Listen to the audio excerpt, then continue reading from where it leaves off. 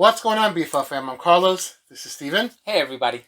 Welcome back to Brooklyn Fragrance Love. Today we're going to be talking about a line called ELECTIMUSS. Keep it right there and we'll tell you about all of these that are right here before you.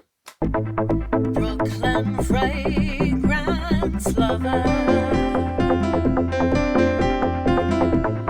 Brooklyn Fragrance Lover.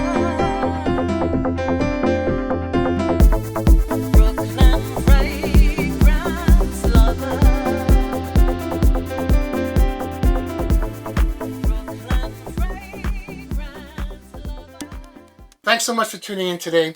As always, I really do appreciate it and hope that you're all doing fantastic. If this is your first time landing here to Brooklyn Fragrance Lover, I would love if you would consider subscribing to my channel. Go show some love over there to my brother. Thank you so much. At Redolessence. And then come back here, click on the bell icon so you don't miss any future content that I upload here to BFL as well as he does to his channel. So this is a line called ELECTIMUSS. Before I proceed, this was provided by SenSplit, so thank you, SenSplit, for letting us talk about this to our subscribers. Thank you. Just in case you aren't aware of SenSplit, I've done a few videos. Well, this is my second on SenSplit. They're a company out of Texas, I believe, and they do decants of many niche brands, ELECTIMUSS being one of them, and you can get anywhere from a 2 ml to a 30 ml, and they have a great selection. And if you'd like to use their service, I will leave a link down below at the end of the video. All right, so let's talk about ELECTIMUSS. Let's do it. ELECTIMUSS is an English brand that launched in 2014. Quite a number of years ago, yes. And in 2019, they've kind of regrouped and perhaps rebranded and repackaged. Mm-hmm. And they have 16 fragrances in total. SenSplit is the only retailer in the States that has the entire collection. There are other retailers, but they only have certain ones. They have every single one of them. So I guess we'll start from here, right? Yeah, let's do that. We'll start from your side. English brand, 16 fragrances. Their backstory is a lot of stuff with Rome and Italy, ancient Rome, gods, and things of that nature. They're kind of Middle Eastern smelling in nature, I find. They're all quite bold, 30% concentration, so they're very strongly concentrated. There's a lot of diversity curated in the collection, and I should also mention that we're going to be covering half of the fragrances on Carlos's channel and the other half on my channel, just to try to establish a little bit of balance. You got it. So, in front of me here, I have Imperium. Means command in Latin. You're a master at the Latin words. Yes, I know that about you. This one is really, really creamy and vanillic. Yeah. Perhaps the most feminine-ish leaning one out of all of these that are here. It's very gourmand. It's very delicious. Creamy, but it's very lush and full. And that's what I get from this one. Yeah, that was my first thought, absolutely. That really beautiful silky jasmine that you get in the opening. Almost, if you can imagine, a cross between Ani by Nichane, but also the vanilla that you get in the base of Creed's Aventus, just with minus everything else, right? If you negate and you take away everything else, you isolate that vanilla. It is so gorgeous. It is such a beautiful fragrance that I can also see myself potentially layering with other fragrances as well. Mm-hmm. Now, I know this is just a decant from SenSplit, but this is a fragrance from the brand that I would purchase a full bottle of. I really, really enjoy this one. But I'm also a huge fan of gourmand ingredients. Gourmand's right here. Gourmand, that's for sure. Imperium, that is awesome. The next one is called Trajan. And this one is definitely on the sweeter side. So you have a little bit of that sweet sort of ambergris, cotton candy kind of a vibe to it. It's a little bit sugary. You have that toasted sugar appeal in the base. And so this is probably on the same level as Imperium in terms of the sweetness. What do you get from this one? Oh, a very familiar popular accord these days from many brands. Reminiscent of Baccarat Rouge. I mean, that's a profile that's been being used a lot. It's quite reminiscent of that, but maybe perhaps a little even sweeter and denser than that one. I could see that, you know, that combination of the oak moss, the ethyl vanillin, the isoe super, the Ambroxan. It kind of puts people in that mindset. But I feel like this one is very well put together. And I think in terms of the olfactory profile that it was aiming to fulfill, I think it did a pretty good job there. However, if you are a fan of vanilla, I'd be more inclined to go with Imperium over Trajan. Oh, you have the next one. I'm sorry. I do have the next one. I picked the second one. This is Octavian. Octavian. So this is very oody, very out there.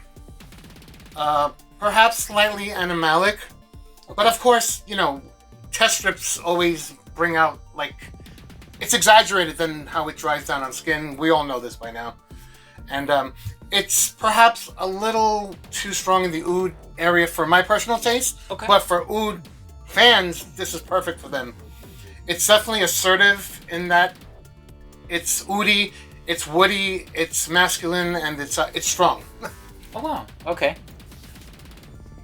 Yeah, it's definitely on the animalic side. You can tell that the agarwood that's used in here is a very high quality agarwood. A lot of times perfumers will use nagarmoda instead of agarwood to sort of convey that same sort of, you know, woody, oudsy feel. Oody feel, if you want to say that. But I find this one to be really nice on the spicy side. You have that complement of rose that is found in a lot of oud rose combinations. But yeah, I personally do enjoy this one. This is definitely the DNA that I have to be in the mood to wear. So it isn't the type of fragrance that I would find myself wearing every single day. But I really do like it for what it's worth. And I think it's a really well put together fragrance. One more thing before we move on to the next. This is for somebody who likes, I would say, Gucci Guilty Absolute. It's for people who like those type of strength and, you know. Yep. If you like it a little bold, rough around the edges, a little daring, for sure. The next one is called Kapua. And this is a very dark, woodsy, also oudy, kind of a rich coffee-like fragrance. Kind of puts me in the mindset of like a Lodano Nero by Tiziana Carenzi or Black Afgano by Nasomato. So if you're familiar with that DNA, you're going to get something along the same lines here. But there is something quite smooth about this one that I really enjoy. And I don't smell hemp or marijuana or anything like that in this fragrance like I do with Black Afgano by Nasomato. So it's almost like that aspect of it has been removed. So this is definitely bold. Again, bold. This is, you know, so far down the line, these are masculine. This is masculine. This is a cold weather fragrance. It's going to be very warming in the cold weather. Oh, yeah. It's definitely got a Black F vibe about it. You know, it's very funny, just giving a little side story. I wasn't a fan of Black Afgano until like many years later, like maybe last year. Okay, yeah. I moved into that territory with Black Lodano Nero. And that was like my first step into this. But this is somewhere in between. I don't think it's quite as potent as a Black F, which isn't that potent anymore than it used to be back when it first came out. Okay. But definitely, it's definitely for that person who likes that type of fragrance. It's not for everyone. It smells good, smells woody and woody and definitely a bit challenging. It's not for everyone. But there are definitely things here that will be for different people's variety of tastes. Agreed. So the big guy in the center, the star of today's show, I guess, right? I do like that frosted glass look on the base here, the gold hardware, and the bottles are just beautiful. They have so much weight to them. They are one of the heaviest bottles I've ever felt. Quite heavy. Yeah. Whoa. It intimidated me. It's so heavy. So this one is very nice. This one might be a little feminine. This one has raspberry, it has rose, it has Bulgarian rose, so several types of rose. I don't believe it has oud, but it does have Gaiac wood. So you're getting definitely that jammy, rosy component.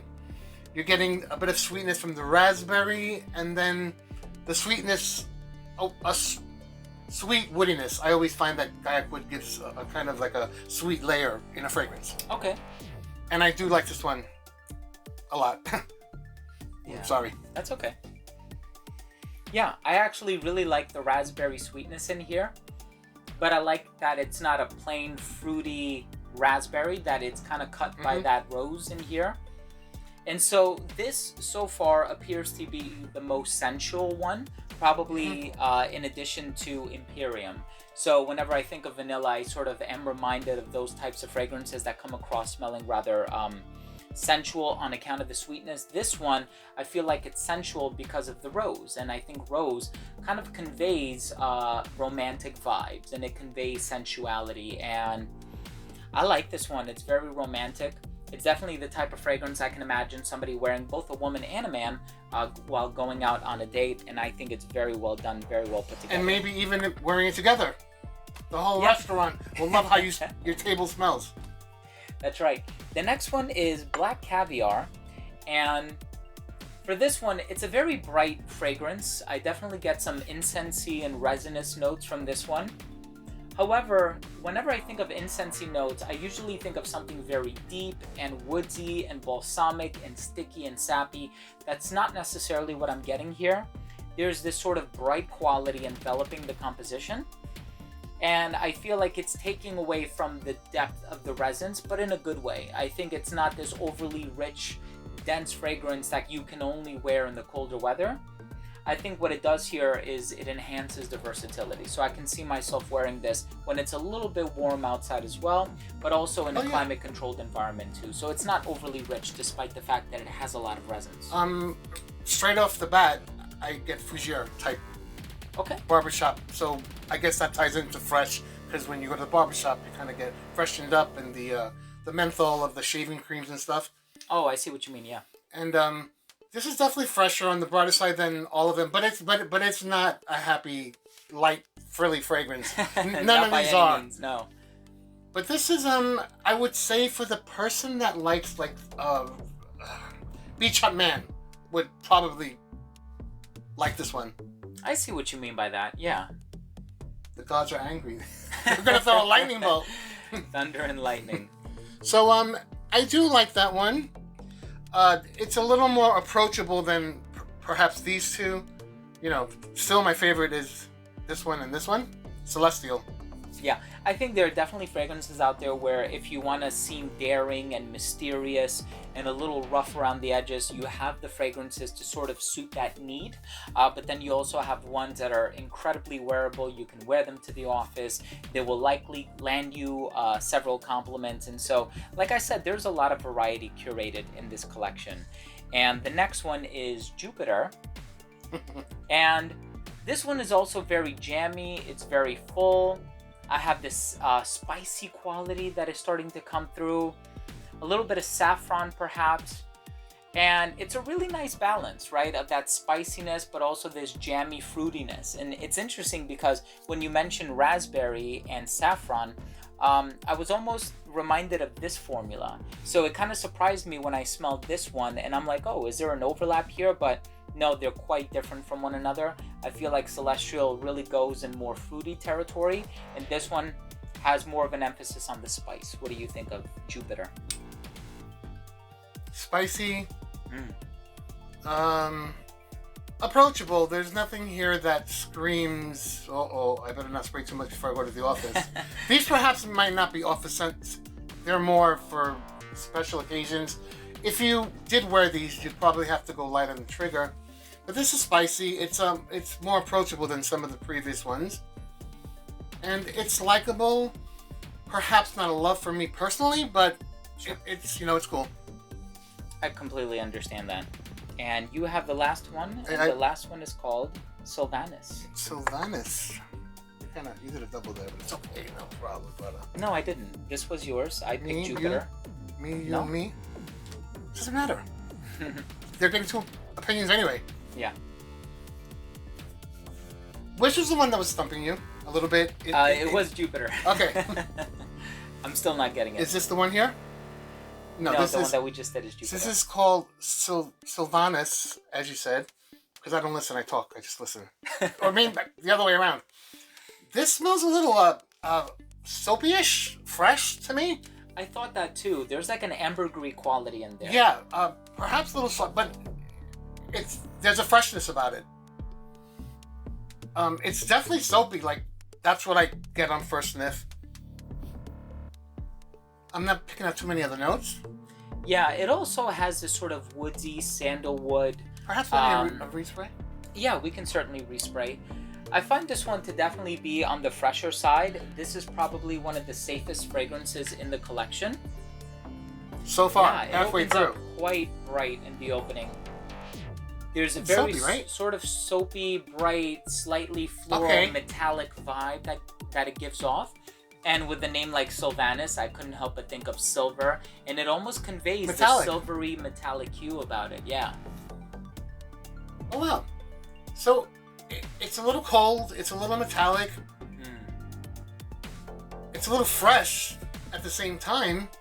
But not a little soapy, too. But not on the respray. On the dry down, it was soapier. So, perhaps that's more of the dry down, I would imagine. This is different. A fave of mine? Perhaps not, but I could see people liking this. I mean, there's just something for everyone's taste that'll suit their needs. I think so too. If you're in the market for something a little bit more on the fruity side and the rich side, that creaminess, Celestial will do that.